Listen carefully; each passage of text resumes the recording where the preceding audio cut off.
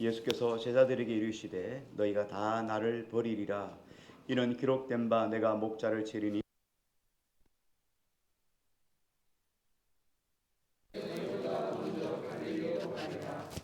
베드로가 여짜오되 다 버릴지라도 나는 그리하지 않겠나이다.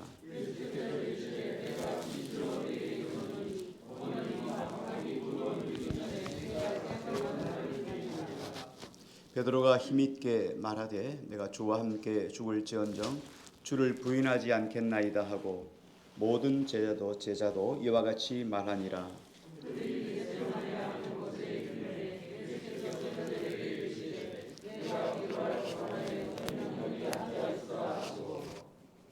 베드로와 야고보와 요한을 데리고 가실새 심히 놀라시며 슬퍼하사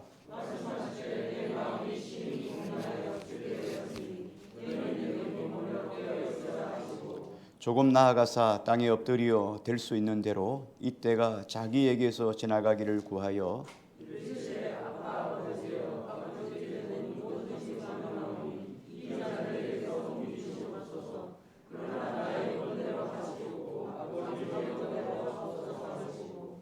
돌아오사 제자들이 자는 것을 보시고 베드로에게 말씀하시되 시몬아 자느냐 내가 한시도 깨어 있을 수 없더냐.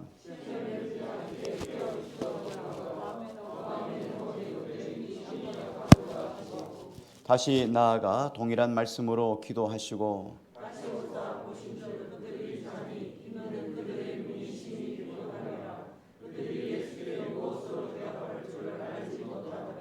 세 번째 오사 그들에게 이르시되 이제는 자고 쉬라. 그만 되었다. 때가 왔도다. 보라 인자가 죄인의 손에 팔리느니라.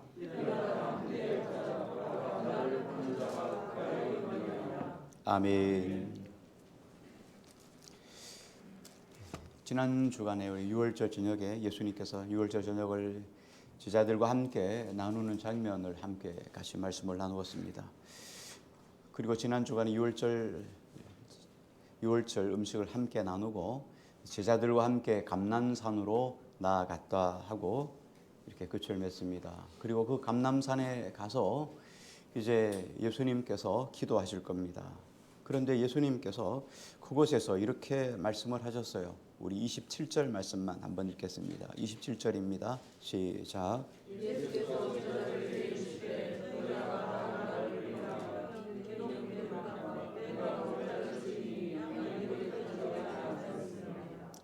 예수님은 식사하는 도중에도 이렇게 이야기를 했습니다. 제자 중 누군가가 나를 배신할 것이다 이렇게 말씀을 하셨어요. 그때 제자들이 그 이야기를 듣고 저마다 이런 이야기를 했습니다. 예수님 접니까?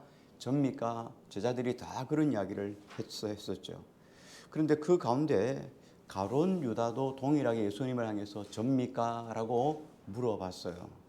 마가복음에는 기록되어 있지 않지만 마태복음 26장에는 가룟 유다와 예수님의 대화가 기록되어 있어요.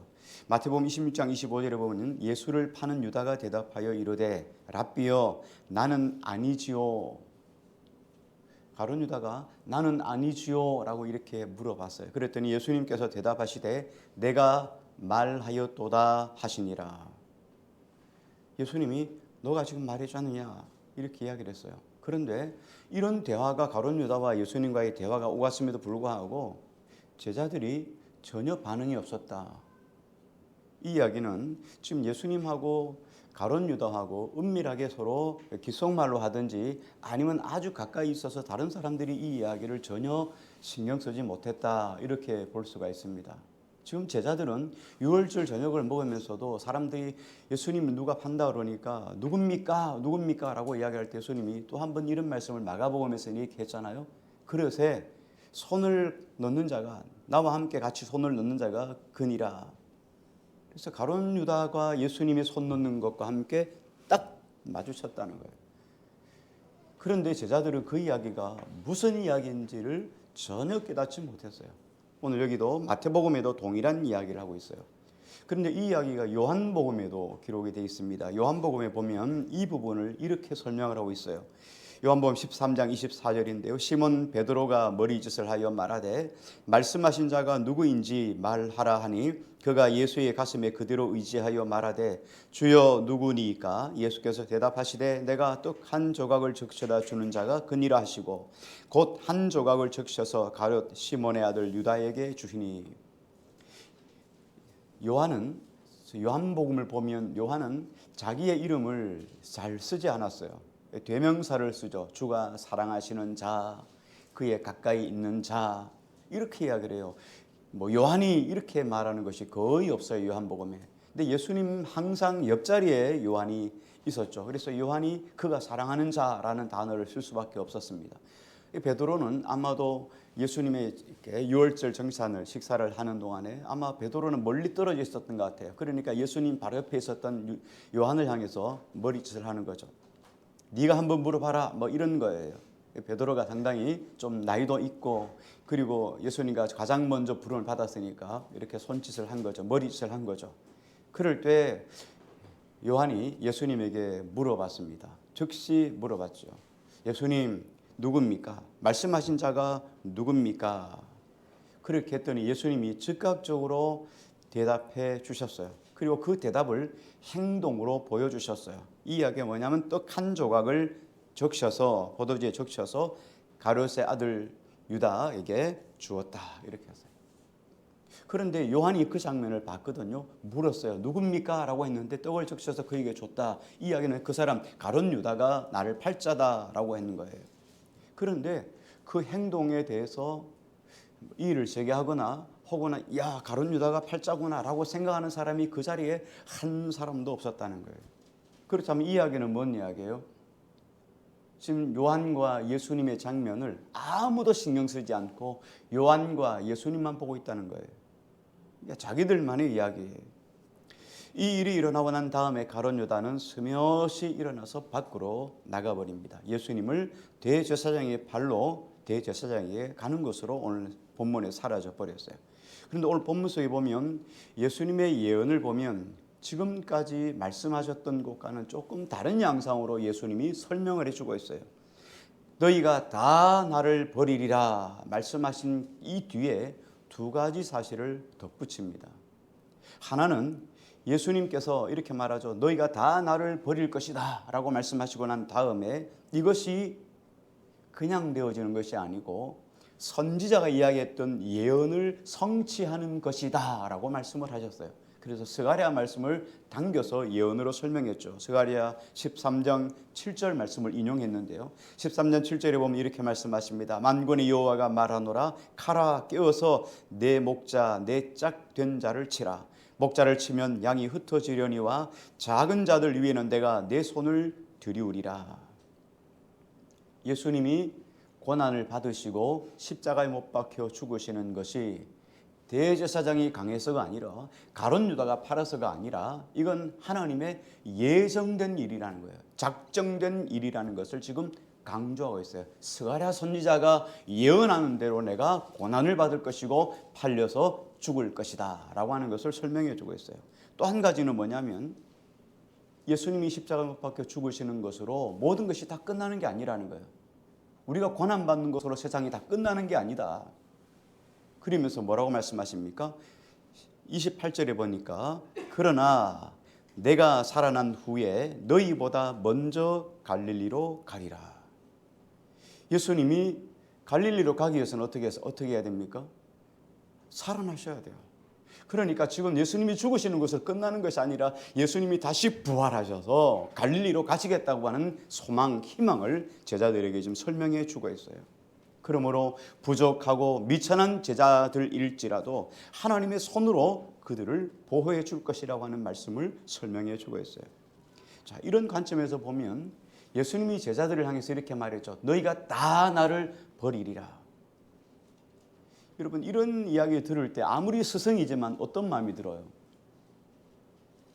섭섭해. 시험 들겠어 내가. 너희가 다 나를 버릴 거야. 얼마나 여러분 서운하겠어요? 얼마나 속상하겠어요? 그런데 예수님은 전혀 여기에 대해서 섭섭해하거나 시험 들 일이 없이 전혀 예수님이 그런 뉘앙스로 말씀하지 않았다는 거예요. 왜입니까? 이게 하나님의 작정 아래 있기 때문이에요. 하나님의 섭리 아래 있기 때문이에요. 자, 여러분이 오늘 본문하고 약간 좀 벗어나서 생각해 보세요. 여러분 삶 속에 일어나는 모든 일들이 하나님의 경륜 속에 있는 것이라는 것을 우리가 믿습니까? 아멘. 믿습니까? 아멘. 그렇다면 섭섭할 일이 있습니까? 없어요. 근데 섭섭해 하잖아요. 그렇죠?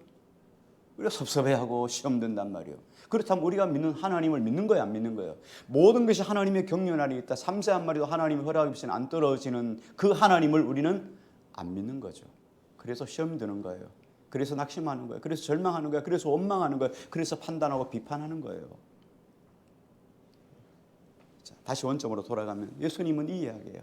내가 지금 십자가에 못 박혀 죽을 때 내가 지금 고난받으시고 팔리는데 너희가 다 그 고난의 현장에서 나를 버릴 거야. 그런데 나는 하나도 섭섭하지 않아. 왜? 이건 하나님의 작전과 경륜 안에 있기 때문이야.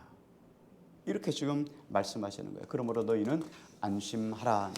자, 이 말을 들었던 베드로가 즉각적으로 반응을 해요. 베드로가 상당히 다혈질이잖아요. 예수님 물 위로 걸어오실 때 주여 주시거든 나를 물 위로 걸어오게 하소서. 아무도 그런 생각을 하지 않지만 베드로는 생각해요. 베드로는 물 위를 막 첨벙첨벙 걸어가요. 이런 사람이 베드로잖아요. 베드로가 즉각적으로 이야기를 하죠. 29절을 한번 같이 볼까요? 같이요. 시작.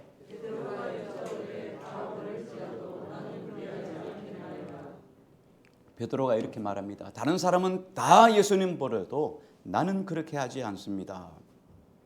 지금 다른 사람을 비하하려고 일상한 이야기는 아니에요. 그죠?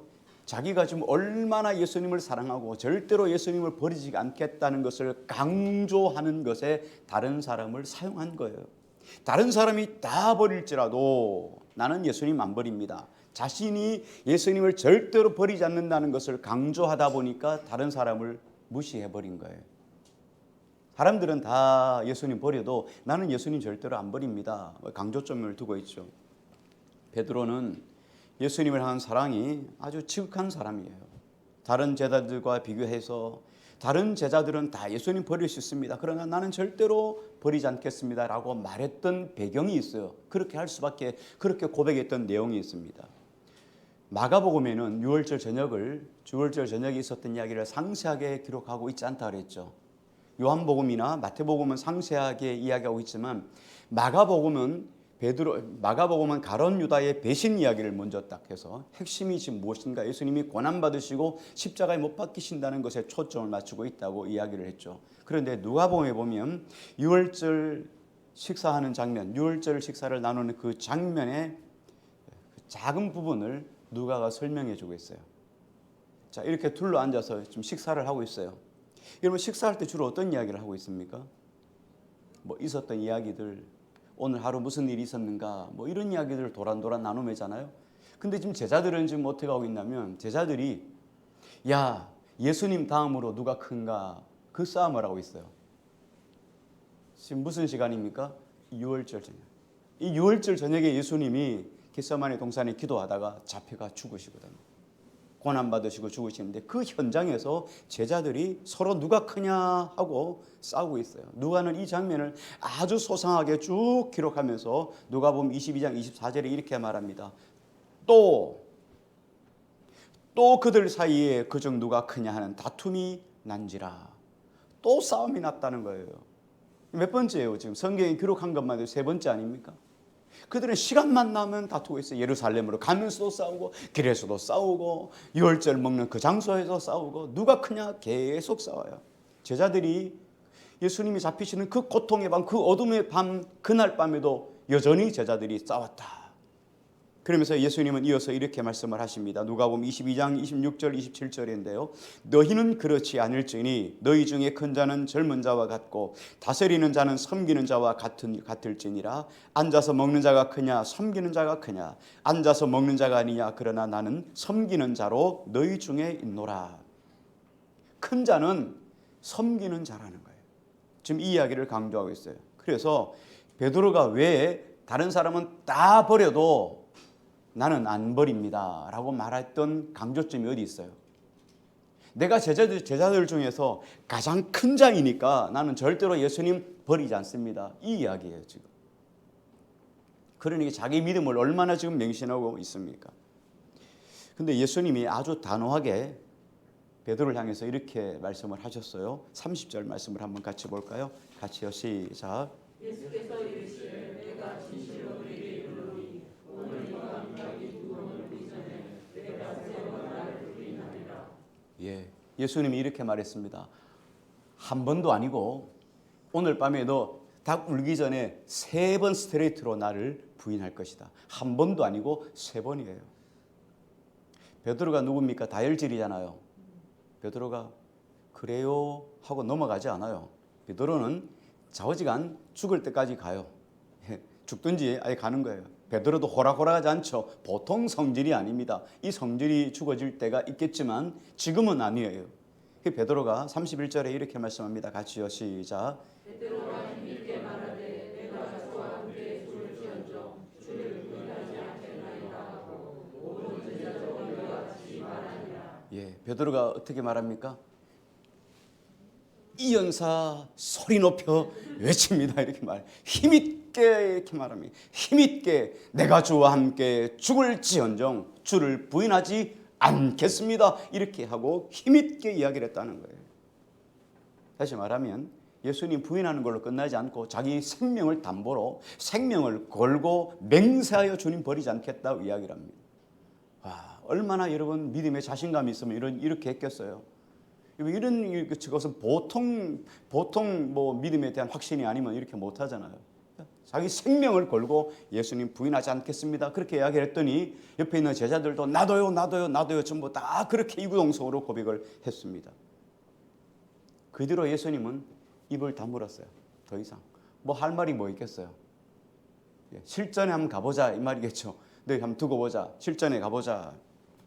예수님의 권한은 이미 스가랴의 말씀처럼 작정되어 있어요. 목자를 치면 다 흩어지리라. 이거는 선지자의 예언대로요. 하나님의 작정을 사람의 믿음이 바꿀 수 있겠습니까? 하나님의 작정, 하나님의 예정을 사람의 마음과 생각과 사람들의 곤모술수로 바꿀 수 있겠습니까? 절대로 바꿔줄 수 없는 거죠. 하나님의 예정은 그대로 될 거예요. 그러니까 제자들이 예수님 3번 부인한다는 거 너 아무리 큰 소리 치고 외쳐도 하나님의 작정 안에 있기 때문에 너는 부인할 수밖에 없을 거야. 이 이야기예요. 이게 현실이에요. 그러니 제자들이 강력하게 아무리 부인을 해도 하나님의 뜻, 하나님의 섭리, 하나님의 작정은 바뀔 수 없다는 거예요. 결국 이렇게 이 이야기를 하면서 어디에 감람산 겟세마네 동산에 드디어 도착하게 됩니다. 잘 아시는 것처럼 예루살렘 성전은 약간 이제 언덕진 곳에 있죠. 약간 동산 아래에 있습니다. 이게 시온산이라고 하는데 뭐 우리처럼 큰 산 이렇게 말하는 게 아니고 조그만 동산도 산이에요. 이스라엘은 길게 이렇게 뭐 고구마 하나 같이 강원도 크기만큼 작잖아요. 고구마 긴 고구마예요. 그래서 긴 고구마를 3등분 나누면 됩니다. 세로로 3등분 나누면 이쪽 왼쪽은 해안길. 해안길은 좀 평평해요. 평평하고 중앙 산악지대는 다 구릉이에요. 대부분 산이에요. 거기는 평지가 거의 없습니다. 평지가 없어서 뭐 주차장 같은 그런 크기도 없어요. 다 호텔도 대부분 언덕이에요. 그냥 언덕 위에 세워졌고 뭐 어떻게 팔 수 없어요. 평지로 깎아낼 수가 없습니다. 그리고 오른쪽이 광야예요. 사막지대. 사람이 살 수가 없어요. 그러니까 중앙 산악지대나 해안도로 외에는 해안가 외에는 살 수가 없어요. 중앙 산악지대가 대부분 구릉이에요. 그래서 시온산이라는 것도 산이 약간 구릉이졌다는 거예요. 거기에 예루살렘 성전이 세워져 있습니다. 성전 앞으로 계곡이 있고 조그만 구릉이 있어서 다시 올라가는 곳이 감람산이에요. 감람산이란 말은 올리브산이래요. 거기에 오래된 올리브가 상당히 많습니다. 나무가 많이 있어요.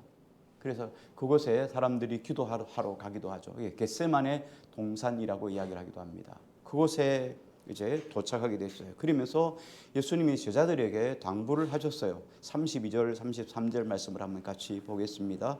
같이요. 시작.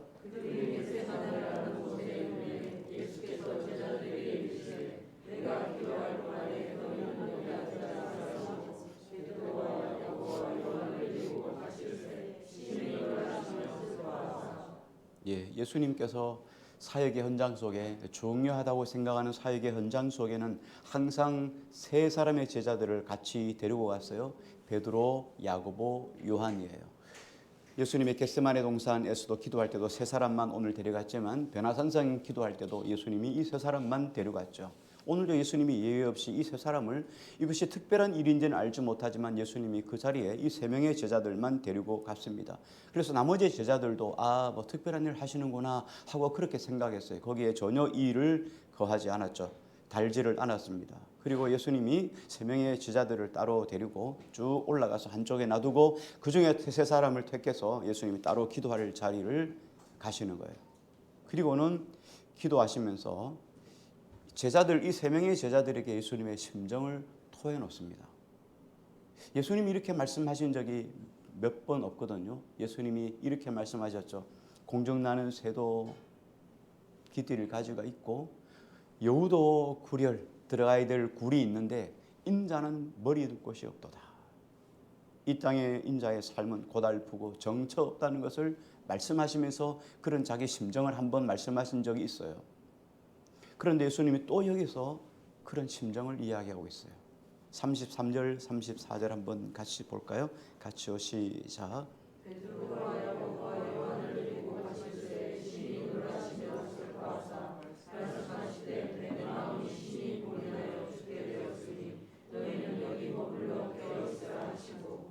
예수님이 여기서 이렇게 말씀하셔요. 내 마음이 심히 고민하여 죽게 되었다. 심히 고민하여 죽게 되었다. 헬러 말씀을 본문을 그대로 이야기하면 알코 에크담베오 카이 아데몬 네오라는 말이에요. 이 말은 공포, 내가 당해야 될 그 고난, 공포, 이 두려움 때문에 그 두려움이 너무너무 커서 고민해 죽게 됐다는 거예요. 고난받고 십자가 받고 죽기 이전에 마음이 절망 때문에, 공포 때문에, 두려움 때문에 죽게 되었다라고 예수님이 표현을 하고 있어요. 자신의 심정을 세 명의 제자들에게 이야기를 해요. 내가 죽게 되었다. 그러므로 너희는 깨어서 나를 위해서 좀 기도해 달라 하시면서 예수님은 제자들에게 부탁을 하고 한적한 곳으로 따로 가셔서 거기에서 마치 쓰러지듯이 엎드려 기도를 하는 거예요.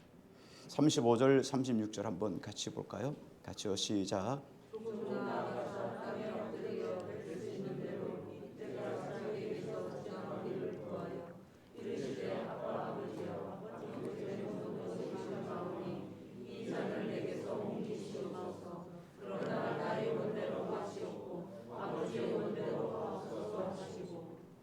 예수님이 그 당할 십자가의 고난이, 고통이 얼마나 큰지 그 고통이 할 수만 있으면 지나가시도록 본인이 겪지 않으시도록 부탁을 했죠. 하나님께 기도하는 거예요. 하나님, 이 잔을 내게서 지나가게 하옵소서. 그렇게 기도합니다. 그런데 예수님의 기도의 마지막 종점은 항상 무엇입니까?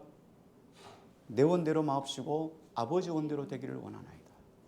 여러분, 우리의 기도는 그렇습니다. 우리가 어떤 기도를 하든지 하나님께 나가 기도할 때 우리의 소원대로, 내 마음의 계획대로, 내 마음의 작정대로 다 기도할 수 있어요. 얼마든지 기도할 수 있어요. 원망도 할 수 있고 불평도 할 수 있고 다 할 수 있어요. 그러나 기도의 마지막 종점은 뭡니까? 권사님 기도하면서 말씀하셨던 첫 번째 말씀, 하나님 말씀. 사람이 마음으로 그 일을 계획할지라도 그 걸음을 인도하시는 분은 하나님, 여호와 하나님이시라. 그래요.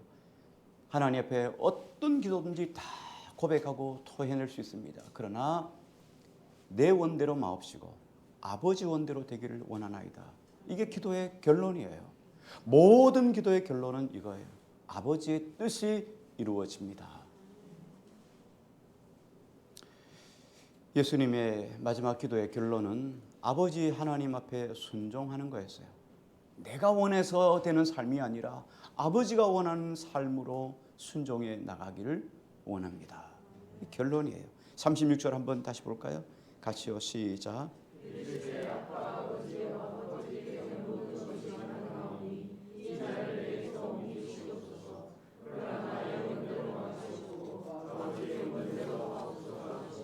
그렇습니다. 하나님은 모든 것이 가능해요. 하나님은 예수님을 십자가에 못 박으실 수도 있고 그렇게 하지 않을 수도 있어요. 그래서 예수님은 그 1%의 가능성이 있더라도 그 가능성 때문에 기도하는 거예요. 지나갈 수 있다면 지나가게 해 주십시오. 그러나 아버지의 계획과 작정이라면 아버지 뜻대로 하옵소서. 이 이야기죠.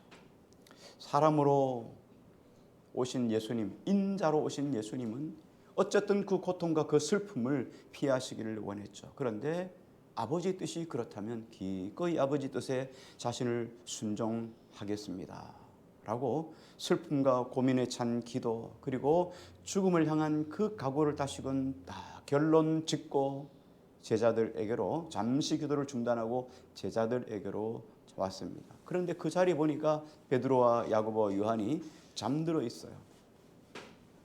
그래서 그 잠든 사람 중에서 특별히 베드로를 깨웠어요. 베드로야, 베드로야. 37절 38절 한번 같이 볼게요. 시작.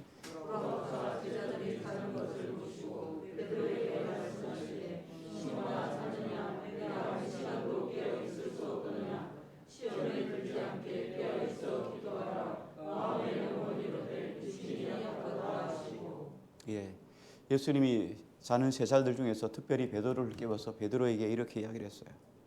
야, 한시도 깨어 있을 수 없더냐? 시험에 들지 않게 깨어 있어 기도하라. 그런데 마음은 원이로되 육신이 약하도다. 예수님의 지적은 뭐냐면 우리가 약하다 말이에요. 우리가 연약하다 하는 거예요. 베드로가 얼마나 믿음이 강했어요? 다른 사람은 다 예수님을 버려도 난 예수님 버리지 않겠습니다. 내가 죽음을 걸고 예수님이 죽는 데까지라도 나는 가겠습니다. 절대로 예수님 버리지 않겠습니다. 이게 베드로의 진정이에요. 베드로의 참 마음이에요. 베드로의 거짓을 하는 마음 아니에요. 이게 허구로 하는 말 아니에요. 베드로의 진짜 마음이 그래요. 예수님을 위해서라면 생명을 걸고 싶은 마음이에요. 왜? 예수님을 너무너무 깊이 사랑했기 때문이에요. 예수님을 위해서 죽음까지 내어놓을 만큼 각오하고 살았던 것이 베드로의 마음이에요. 여러분, 그렇지 않으면 아비나 전토나 집이나 모든 걸 다 버리고 예수님 따를 수 있겠어요? 자기의 기업했던 모든 배를 다 버려두고 예수님 따를 수 있겠습니까? 불가능하죠. 그런 예수님이 얼마나 사랑했겠어요? 그 사랑의 결정인 것이 내가 주를 위해서 죽는데도 가고 오게도 가겠습니다 하는 결정이었죠. 이거 베드로의 진정이에요. 그런데 그의 마음은 문자 그대로 마음뿐이라는 거예요. 인간은 약해요. 베드로가 자신은 절대로 예수님 배신하지 않겠습니다 하고 단호하게 장담했습니다. 그러니까 예수님이 베드로를 이렇게 따로 불러셔서 말씀하신 것 같아요. 그 말씀은 여러분 베드로에게만 주신 말씀이 아니에요. 베드로와 함께 잠자던 두 제자들에게, 그리고 한마장 떨어져 있는 나머지 제자들에게, 그리고 더 나아가서 오늘 마가복음을 들으면서 나는 주님을 사랑합니다라고 결단코 주님을 버리지 않겠습니다라고 고백하며 주님 앞에 나가는 우리 모두를 향한 메시지예요. 예수님께서 베드로와 제자들에게 말씀하시는 이 내용은 무엇입니까? 우리 연약한 인간에 대한 연민, 사랑과 연민입니다. 측은히 여기사 은혜를 주신다. 이 내용이에요. 하나님은 우리를 사랑하셔요. 그리고 우리가 하나님을 사랑합니다. 사랑하지 않는 거 아니에요. 하나님을 사랑해요. 근데 그 하나님의 사랑이라는 것이 인간의 한계를 벗어나지 못한다는 거예요. 예수님이 죽는 것 때문에 내가 너무 힘들고 고통스러워서 죽게 되었다라고 말하는 그 순간에도 깨어나지 못하고 잠이 나를 눌러서 잠들 수밖에 없는 것이 우리 인간의 한계예요. 이게 우리 인간의 한계라는 거예요. 거기에 대한 연민, 측은히 여기는 마음이 예수님의 마음속에 있는 거예요. 마음은 너무너무 간절합니다. 그런데 실제로는 사람은 자기 말에 대해서, 자기 결심에 대해서 절대로 지키지 못하는 것이 우리 인간 한계라는 거예요. 우리는 큰 소리 칩니다. 죽는데도 갑니다. 오게도 갑니다. 그렇지만 절대 못 지킬 줄 알아요. 닭 울기 전에 베드로가 예수님 3번 부인하잖아요. 이게 우리 한계예요. 우리 인간의 한계예요. 우리가 하나님을 믿습니다. 하나님을 사랑합니다. 힘이 없습니다. 하나님을 믿습니다. 우리 믿음은 약해요. 하나님이 우리를 붙잡아 주셔야 돼요. 하나님의 믿음이 우리를 붙잡아 가시는 거지 우리 믿음이 하나님을 붙잡아 가는 것이 아니에요. 우리의 결심이 우리를 붙잡아 가는 게 아니에요. 우리의 믿음이 우리를 붙잡아 가는 게 아니에요. 우리 믿음은 약합니다. 고난이 오고 그럼 다 쓰러질 수밖에 없어요. 하나님이 우리를 붙잡아 가시니 그 하나님의 사랑, 하나님의 열심이 우리를 붙잡아 가는 거예요. 잠이 들어 기도하지 못한 제자들, 그리고 고난을 앞두고 하나님께 순종의 기도를 드리는 예수님의 기도는 3번 반복됩니다. 한번 동일한 기도로 3번 반복해요. 제자들이 2번째 왔는데도 또 졸고 있어요. 그렇죠? 예수님이 3번째 기도를 다 하고 난 다음에 마침내 제자들에게 찾아와서 제자들을 깨웁니다. 41절 말씀 한번 같이 볼까요? 같이요. 시작.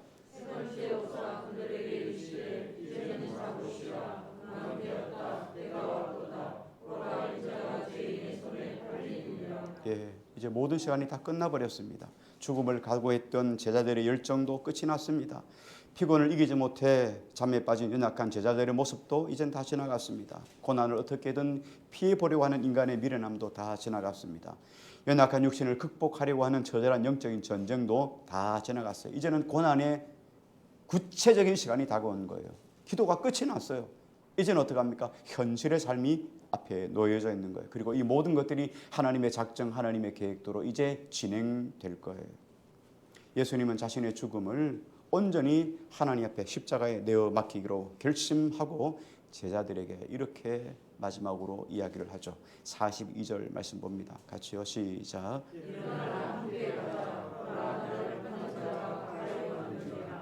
예, 일어나라 함께 가자. 이제는 배신자들을 맞이할 준비가 다 끝났다 이 말입니다. 자, 일어나서 제자들에게 함께 가자 이렇게 이야기를 합니다. 예수님의 제자들은 십자가 앞에서 예수님을 다 부인하고 도망을 칠 거예요. 예수님은 그 모든 것들을 다 알고 있습니다. 그럼에도 불구하고 이제 하나님의 계획 아래 있기 때문에 일어나 함께 가자 그렇게 이야기를 하고 있습니다. 성경은 우리에게 좋은 이야기만 설명해 놓지 않습니다. 복된 이야기만 말씀해 놓지 않고 있습니다. 성경은 우리에게 실패자의 이야기도 낱낱이 우리에게 설명해 주고 있습니다. 베드로의 실패 이야기도 성경은 그대로 이야기하고 있습니다. 그런데 그 베드로가 어떻게 됐습니까? 예수님을 3번 부인하고 도망을 치죠. 근데 도망간 이야기로 성경은 끝이 나지 않아요.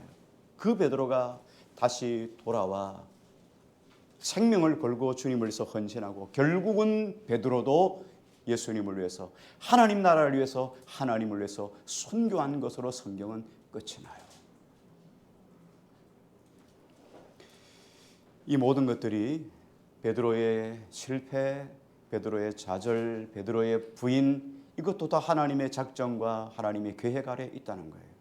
여러분 우리도 마찬가지입니다. 우리 인생의 삶이 어떻게 전개될지 여러분 내일 일을 알 수 있겠습니까? 우리가 내일 일을 알지 못하느니라 야고보서 사도는 말씀하고 있습니다. 여러분 내일 일을 알지 못해요. 오늘은 내가 믿는다고 말하지만 내일 내가 주님 앞에 실패하고 좌절하고 주님이 없다 이렇게 말할 수 있을 존재예요. 이렇게 있을 수도 있다는 거예요. 내가 지금 믿음이 연약하고 내가 쓰러지는 것처럼 보이고 내가 지금 날마다 낙심하는 것처럼 보이지만 내일 하나님께서 내게 믿음 주셔서 내 믿음이 독수리 날개친같이 올라갈 수 있을지 우리는 아무도 알지 못하는 거예요. 단지 우리는 누구만 믿습니까? 나를 믿는 게 아니라 나를 구원하신 하나님 예수님을 믿는 거예요. 그분 때문에 오늘도 희망을 가지고 살아가는 거예요. 그래서 우리가 할 수 있는 건 뭐예요? 내 하나님 앞에 내 모든 삶을 내 미래를 다 맡깁니다. 이게 우리가 할 수 있는 유일한 한마디예요. 그럼에도 불구하고 내가 하나님을 믿습니다 라고 하지만 지나온 과거를 하나님께서 여호와 이레로 에벤에셀로 하나님이 도와주신 것 확실하게 믿어요. 그렇지요?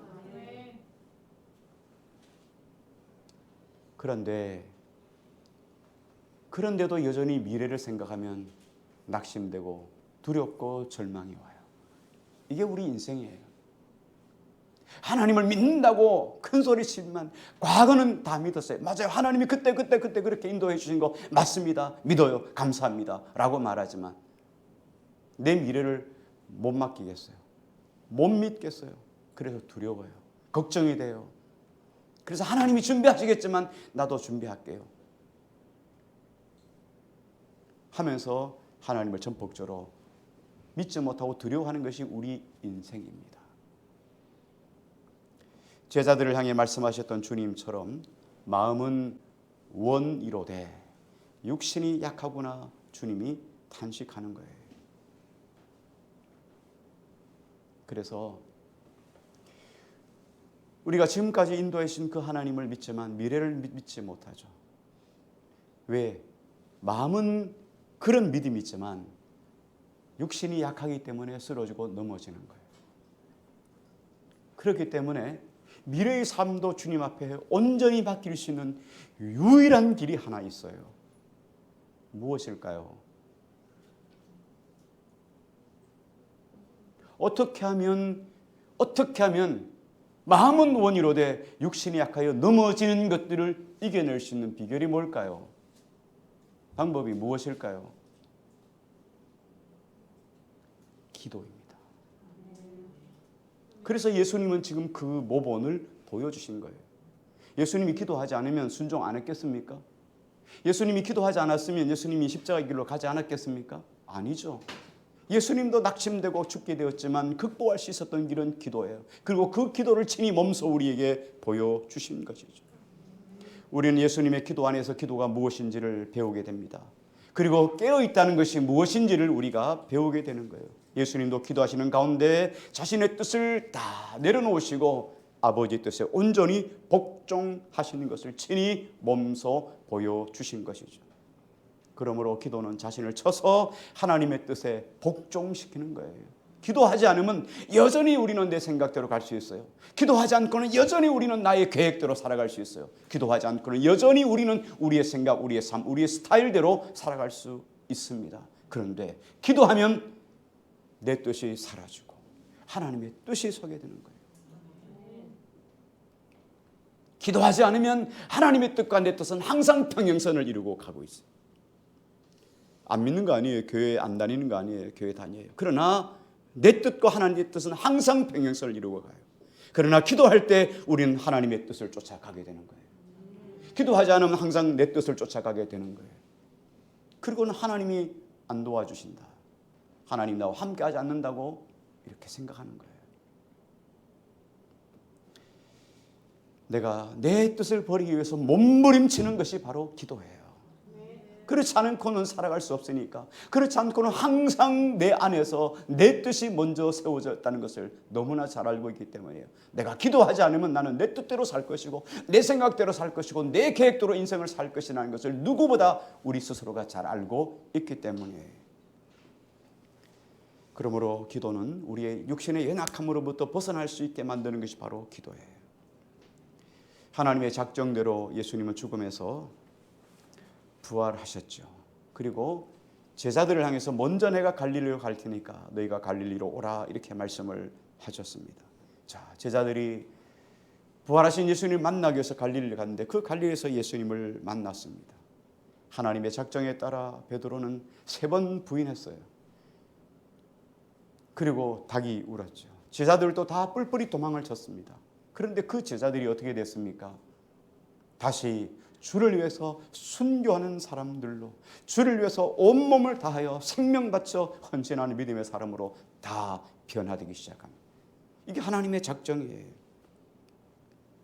우리 앞에 보이지 않는 것들이, 보이지 않는 세계가 우리 앞에 많이 놓여져 있어요. 우리 인생의 큰 계획들을 바라볼 때 다 미래에 있는 이야기들 아닙니까? 근데 그 미래가 이루어질지 어떻게 알겠어요?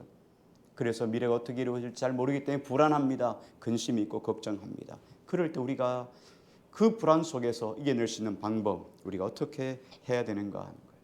그 모든 계획을 우리 주님께 내려놓고 하나님께 기도하는 거예요. 다른 것 없어요.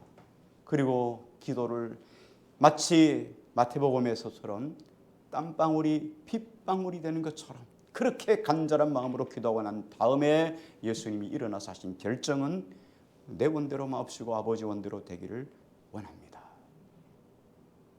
그 예수님이 오늘 말씀을 듣는 우리 모두에게, 그리고 그 겟세마네 동산에 있었던 베드로에게, 베드로와 함께 있었던 두 제자에게, 그리고 나머지 제자들에게 이렇게 말씀하셨어요. 일어나, 일어나, 함께 가자. 오늘 예수님이 우리를 향해서 이렇게 말씀합니다. 미래가 불안하지? 너희 육신이 연약해서 쓰러지고 넘어질 것 같이? 이제 일어나, 함께 가자.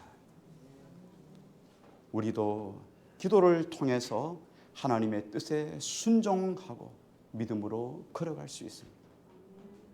이 기도가 단회성으로 끝나는 것이 아니라 끊임없이 미래를 알지 못하기 때문에 오늘 하루도 끊임없이 기도의 무릎을 꿇어 나가는 하나님의 신실한 종들이 다 되기를 주의 이름으로 축복합니다. 아멘.